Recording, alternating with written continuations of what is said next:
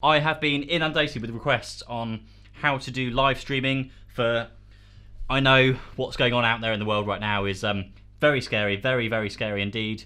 But there are things that businesses can do to still reach their audiences, to still push past all the boundaries that seem to be thrown in front of us day in, day out. So for those of you out there who are running events-led businesses, maybe you're running workshops or something along those lines, then today's video, this is just for you.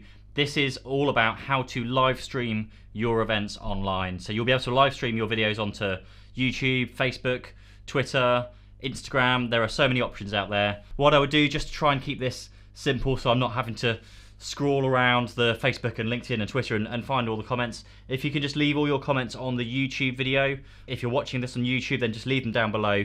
But if you have any questions on how this all works, any questions on things I've missed or things that options, any questions you've got about how to live stream your business and your product or your service to your customers, leave them in the comments below. Or if you don't feel comfortable doing it in public, then drop me an email on my email address, which I'll also leave in the comments below. And yeah, just I hope this can help somebody out there who is probably panicking right now. You want to live stream your products. Now there's a couple of different things here. There is live streaming one camera, like we are right now, like me to you, one single camera, and that's all you have to worry about.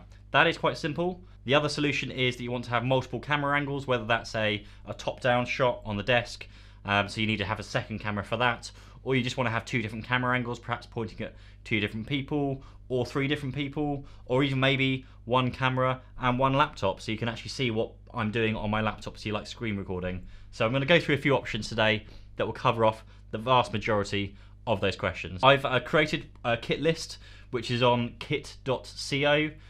kit.co/Pete Matheson. There'll be a setup there called live streaming setup, and you can go there, you can get all the links to Amazon. As of this recording, everything I'm about to talk to you about is in stock and available for Amazon Prime next day delivery. So if you are desperate, just go through, click on all the links, and it will appear on your doorstep tomorrow. So step one, you need a camera or multiple cameras if you want to do multiple camera angles. So my recommended camera is the Sony A6400. I can't actually show you the 6400 because I'm shooting on it right now. One thing that you will definitely need is to make sure, if I find the right section on here, micro HDMI output. So that means I can plug this camera with a micro HDMI cable into a HDMI input, which I'll get onto a moment later. And it also has a headphone jack, and it also has a microphone jack, so you can plug in an external microphone. So one camera option, Sony A6400. You can also get away with something like a GoPro. So this is a GoPro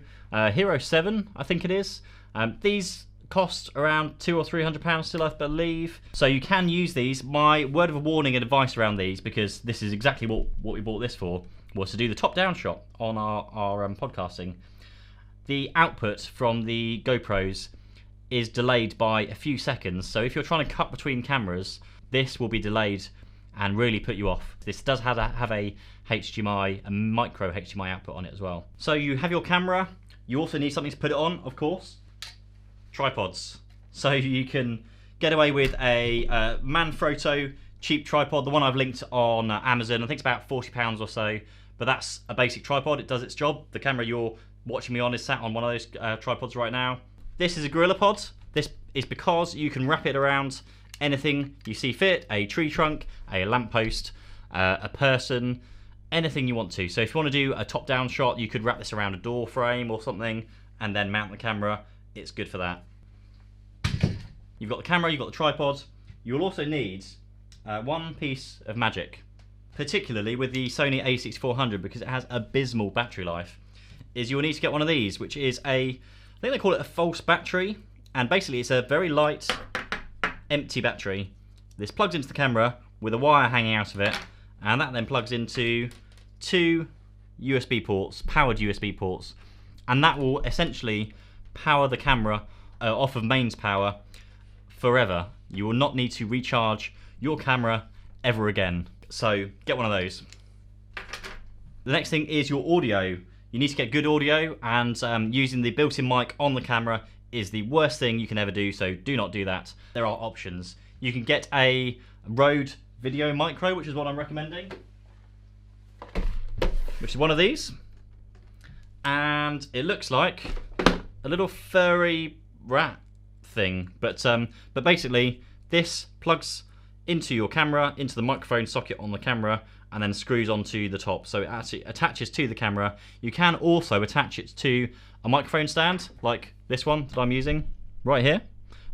This is the Rode VideoMic Pro, the bigger version of this one, and you can use this and put it, ideally you want it as close to your mouth as possible, because that will get rid of background noise, echoes, hums, hiss, all that kind of thing. But obviously you don't want to be sat there, because then you won't be able to really see them talk properly. Ideally just out of the camera's reach, put it to one side, even put it just down in camera's view, but pointing towards them will do much better. What would you do if you are moving around or running around? Because as soon as I stand back or move over here, you can't really hear me as well, because the microphone is actually just above where I am here. What you'll want to do is look for Lavalier, I think it's called, or Lav mic. This is Rode's older version, which is their Rode kit, Rode Link kit, something like that. So you might have seen these at events and churches and those kind of places. One end will be strapped to the singer with the microphone attached to it, and one end will be strapped to the mixing desk or the camera to receive the signal and receive the audio. You attach the microphone, clip it to the chest here, and then you can walk around wirelessly and not have any issues with the audio. Now, I haven't included this one in the kit. What I have added is their newest Rode wireless mic, which is a little square. You'll be able to see it on the photos, and it will do the exact same thing, and it's a bit more modern, really. So that's your two audio options. You either have a mic that's sat on the camera or near the camera, or you have a lav mic which clips to you and you can walk around. Lighting. Okay, so lighting, of course, I can't really show you this because it's in here right now, but I have selected the Godox SL60W because I've been using that for the last couple of years fantastically. You will need, for the Godox, because the Godox is just a bright LED light, you need a softbox for the Godox, which softens the light and gives it this nice kind of glow, so to speak. You have a light, you'll have a softbox, you also need a light stand for the light to stand on.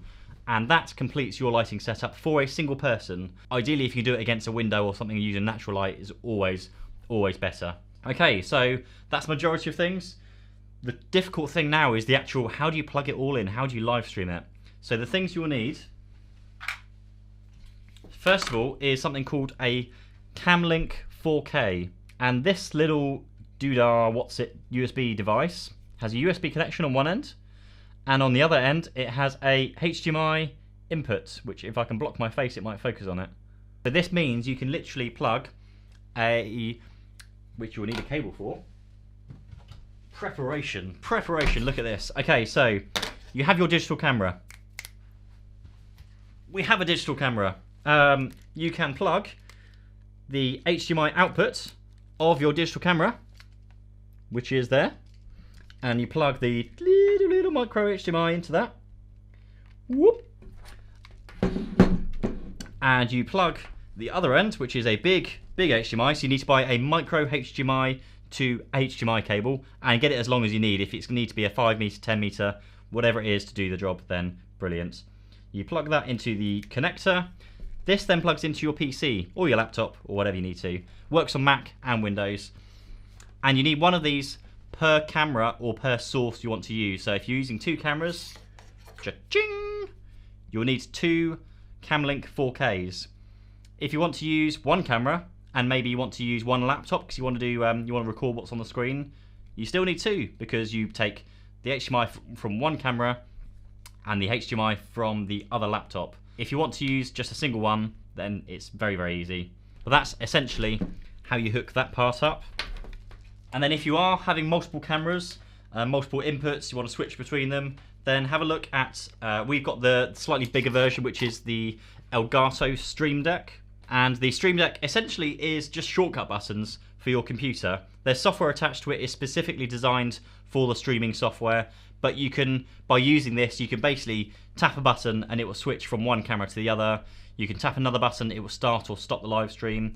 You can use another button to maybe put a placeholder video or a placeholder image in place for your live stream is about to start or your live stream has ended. Anything like that. You can throw graphics up to be a bit more professional, show subtitles, you know, anything you want to do, you can use this Stream Deck to do so. So I've included one of those in the pack that's in the kit that I posted online. And then that is pretty much it, with the exception of two things. Two pieces of software, both of which are free, I believe. The first one is OBS, which is Open Broadcaster software, I think it is. And this is free software, works for Mac, works for PC. You plug all of your devices into your PC or your laptop or your Windows or Mac or whatever it is. You plug it in and you run OBS. OBS is the thing that can overlay the graphics, it can switch between camera angles, it does all the work. What OBS then does is it can stream it to an online streaming service. So you could stream it just to Facebook, just to YouTube. You could program it to go to just to one place. If that's what you want, then that's absolutely fine. You just need OBS. But what I've seen a lot of success with is if you use another service called Restream, and that's restream.io. OBS then streams it once to Restream. Restream then restreams it to multiple platforms at any one time. So you could be doing one live stream and it could be going to your Facebook page, your LinkedIn account, your YouTube page, your Twitch, your Twitter. It can go to all of the streaming platforms at the same time. And even cleverer, it collects all of the comments and feedback into its own chat application. So if you get someone comment on Facebook or YouTube, you can just look at it in one place, reply from one place, and it pushes it back to the same platform. So that's a really, really big plus for Restream. There is a free tier with Restream that is fairly limited, but most people could get away with it. And there are paid for plans that open up more options. I think it removes the branding if you pay for it, because otherwise you get a streaming using Restream as the very first bit of text that you'll see. But it's a fantastic bit of software, and I've used it for a very, very long time. To wrap it up, if you are looking to live stream your business, whether that is a product demonstration, a workshop, an event you want to run, like I said, if you have any questions whatsoever, please drop them in the YouTube comments, and I will do my very, very best to work my way through all of them to respond to every single person. If you're having difficulties with the setup, with how it all wires itself together, I'll look at maybe doing another future video on how it's all actually wired together. We'll go through the setup stage. I hope that really helps people out there. It is very difficult times out there, but there are plenty of options, there are plenty of ways, and we'll get through it. We always will. As always, like the video if you did, subscribe if you didn't already, hit the bell icon to be notified of my future videos when I post them. See you in the next one. Thank you, bye bye.